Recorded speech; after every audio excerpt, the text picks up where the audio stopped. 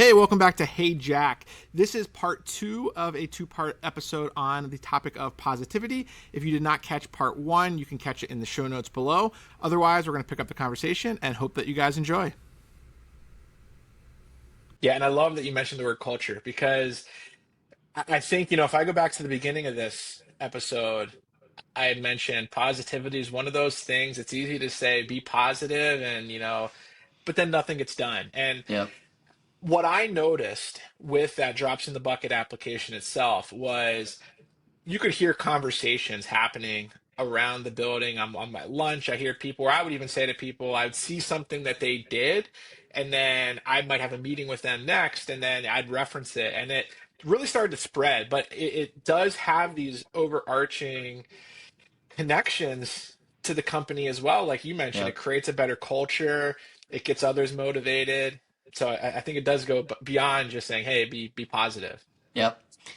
And then as we roll here, I was reflecting there's another problem for leaders and with positivity, and they will always use this as their crutch, and they'll say, look, as a leader, I'm accountable for when mistakes happen, when problems do occur, real problems, and I have to address those problems. And a lot of times you have to focus in on an employee that might have made a mistake. And so they go to that crutch and they say, well, then I can step out of the positivity thing and, deal with the problem. And sometimes it becomes a performance issue and, they get, all this stuff. So the way I used to like to think about that situation is, well, it came from the Japanese. And when the Yeah. Japanese work in industry was embracing Lean and Six Sigma, as they so successfully did and do, they came up with a concept that an error, a mistake, or a fault in the process, an error should be thought of as a gift. Whereas most of the managers say that an error, a mistake, a fault in the process is a problem Yeah. And a that lot of I curse got I words. have to fix. Whereas the Japanese say it's a gift. It's a And, gift. and the gift is it's a clue and it's a way to start an improvement cycle to make things better because Yeah. the error shows you where to look, shows you how to fix it. So it's just a brilliant way to take a negative situation and look at it in a positive light, of course. And then they double it down with, and at least I learned this from a company in the US before I even learned it from the Japanese. I think the Japanese embrace this too. Is if you're going to do this story where errors are really a gift, you have to embrace a blame-free work environment where no one is ever blamed for a problem. Even if I made the problem, I'm not blamed for it. I'm someone who needs more training. I'm Yeah. someone who might have a better idea on how to do something. I'm someone who could have just plain old made a mistake. But I don't need to be blamed or Right. shamed, right? Yeah. So if you try to imagine today, if I talk to all the listeners that happen to see this and I say, can you imagine if your company embraced a blame free work environment, what that would feel like? And I think most of Mm. them would say, I don't think my company knows what that means. Yeah. And it's true, right? It's really a golden egg would be a blame free work environment. But you team that up with the error as a gift, then you say to leaders, that's how you approach problems with error as a gift and a blame free work environment, then I think they can tackle any problem with their team and their team will be excited to help them tackle the problems, right? Yeah. So that's one more way to think about how to develop positivity in a Cool. leadership way. And so then the last one I have, the last story sort of wraps up, the goal of positivity and the type of work environment that you want. If you have all of your leaders working together on the same agenda, well, positivity, as you know, and I will give them the shout out, Phoenix Contact has in their culture statements the word friendly and that they want friendly interactions between their employees, their partners and their suppliers. And it's a simple phrase in there. And I used to present the mission, vision, culture statements to training classes to guests all the time. And I would get to that point and I would point out that word friendly. I remember And I this. would and I would tell everybody that I ever pitched it to It's a little that friendly wager. A little friendly yeah, my wager, little right? friendly wager, if they could ever find another B2B company, it had to be a Yeah. B2B company B2B. that had friendly anywhere in their mission, vision, culture statements, I'd fly out and I'd buy them a dinner. And in my 23 years, one person did. It was actually one of our sales trainees, a new employee, who spent probably a whole weekend Googling and did find a system integrator in Houston, Texas that had friendly in their work and their culture statements. So I had one, Just one. but it's amazing, you know. And I used to sum it up to all the new employees. I'd say, look, it's a simple word. You don't normally see it. And the rule of thumb is, look, everybody can have a bad day every now and then. But at Phoenix Contact, we're saying you can't have a bad day every day. Yeah. That's just not the way we're going to go to work.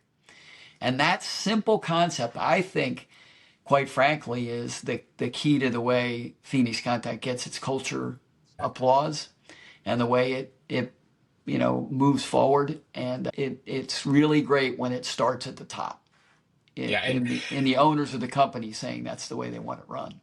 Yeah, and I was just about to mention that it really has to be a top-down buy-in to be authentic. Yep. And, I spent a lot of time early in my career on the recruiting side, and that was something that I was trained to, really embrace and look for in candidates is that positivity, that can-do attitude. You can have bad days, but and it became, it probably took me a good year or two, but then I would be able to nail it. I would be able to know, like, this is everyone says a company culture fit, but it was more are they a positive person? Do they have that positive Mm, outlook?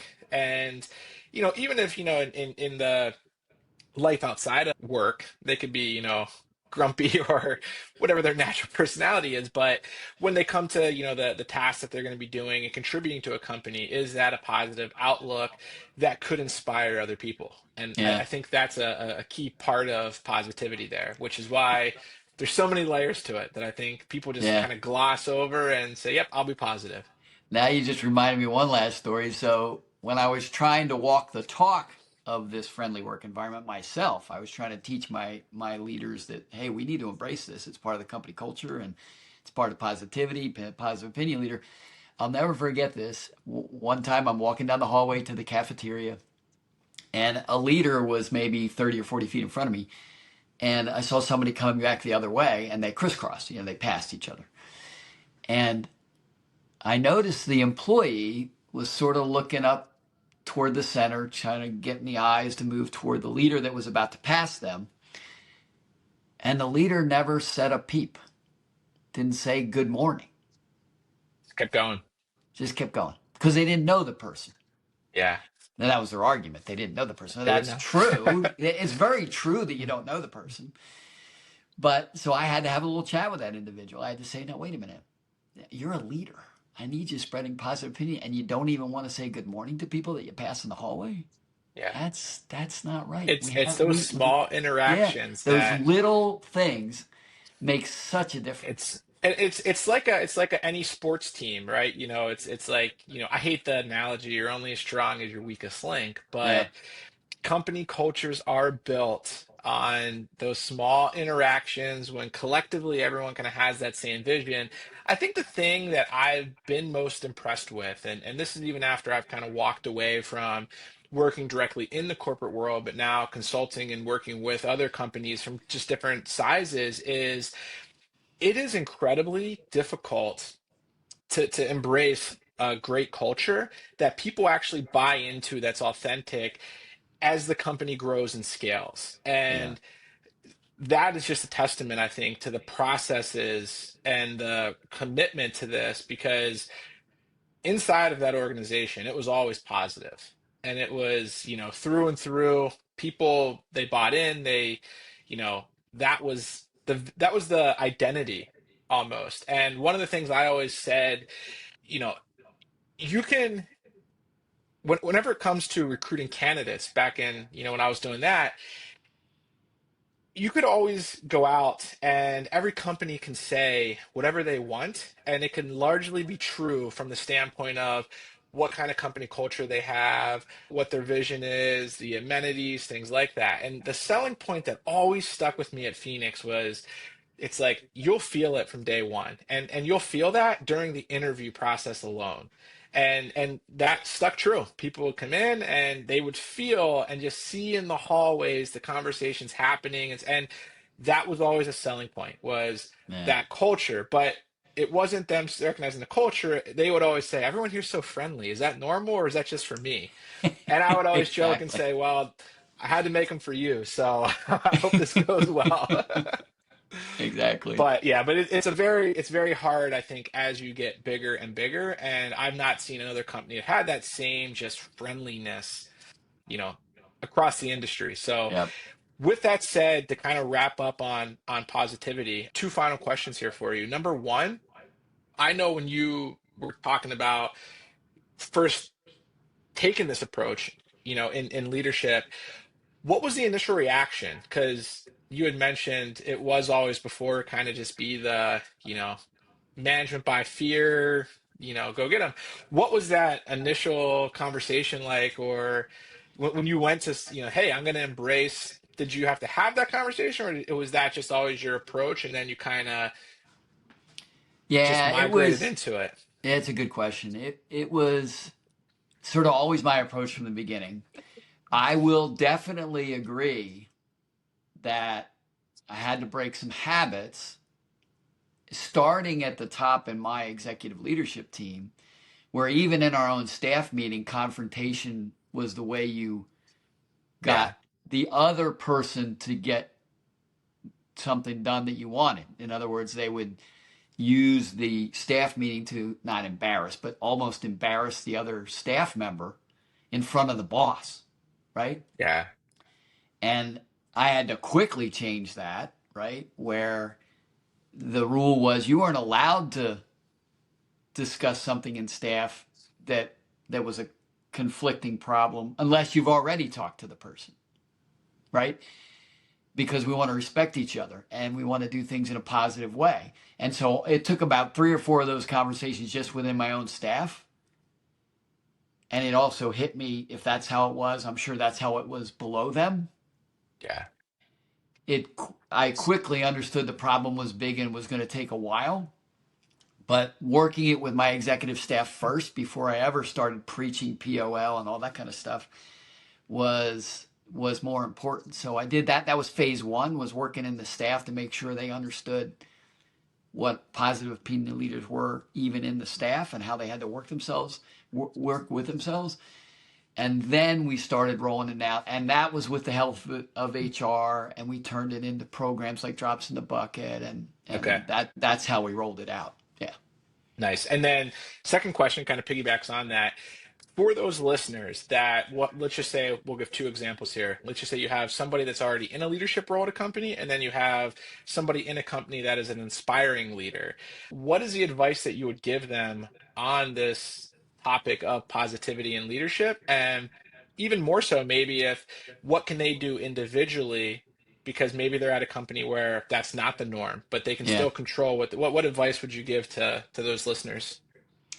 Yeah. So it'll go back to some things we talked about already, right? So I would say the first thing you want to do is gauge the company itself, right? So if the company is a lot of negative pressure on you, I wouldn't want to try to go super fast with this, right? You're going to need to move slowly. If your company seems like a company that's open to this or one that is trying to become this, then you go hard at it. You'll flourish, right? But what I would say to the leaders, the way to embrace it or get started is, just look at your individual communications first, what you say and what you write. And the writing's Yeah. as important as the saying. And we all know that we've sent a text that we wish we hadn't, and we wish Yes. we'd have slept on it. You know what I mean? So So I would tell people to get overcritical of the way they write things, and not just to pull out a grumpy one, right? You might be sending grumpy ones. You should never send a grumpy one. But how do I take my neutral communications and make them positive? And how do I just simply compliment an employee for no reason, meaning Yeah. no immediate reason, but you say, hey, the other day you did this. I really appreciate that you backed that person up and did this or did that. Just out of the blue, something you wouldn't normally do, but it's valid that you could compliment somebody. Just start looking for small compliments you can give people. So the first part would be studying your communications and making small adjustments one day at a time. That's easy. It's quiet. It's not declaring you're all of a sudden going to be positive, Yeah. It's but it could be slowly moving your leadership in the right direction. That would be step one. yeah. And then step two would be to make positivity your hobby, meaning read Yeah. about it, learn about it. And there's a great LinkedIn positivity group. So if you put positivity in the search bar, you'll find a couple of those things to follow. And there's a couple of great positivity ones in LinkedIn. So if you just start following those, of course, then we know our social media feed every morning is about Oh yeah. positivity and not about other stuff. So I would just make positivity my hobby with a longer term goal of getting there someday and Yeah. being better. And then if they start doing that, maybe their peer will ask them what they're doing, and they'll just, Yeah. it'll start naturally maybe snowballing if they're lucky. But Yeah. I think it's excellent advice, and I love that approach because, as you mentioned at the start of that, if they're at a company that's, not anti-positivity, but it's going to be a big change. I think with that advice, they're working on their inner self and what they can yeah, control. And then eventually they, might, that could even lead them to identifying a company that is more in alignment with their positivity. yep. And then you can flourish even more in that environment. So Yeah, and we love the we mentioned advice. the drops in the bucket book. There's another one. It literally is the no asshole rule. That's another good book on I love the positivity. title. It's an eye grabber. But everybody should do it their own way. Yeah. On making it their hobby to learn, to learn about it. And they're I think people are going to find it's actually so easy to do, Yeah. and it's so rewarding to do. It's really not as hard as people think. Yeah. And I think hopefully if they listen to to this point in the episode, hopefully we distilled in them that positivity actually has layers to it, and it's not just a word as easy as, hey, go be positive in leadership, check the box, next topic. So You bet. You bet. great conversation today, Jack. We'll be back next week with a whole nother topic. Any parting words? No, just go lead folks and be positive. Be positive. Awesome. Thank you guys for listening, and we'll catch you next week. Take care.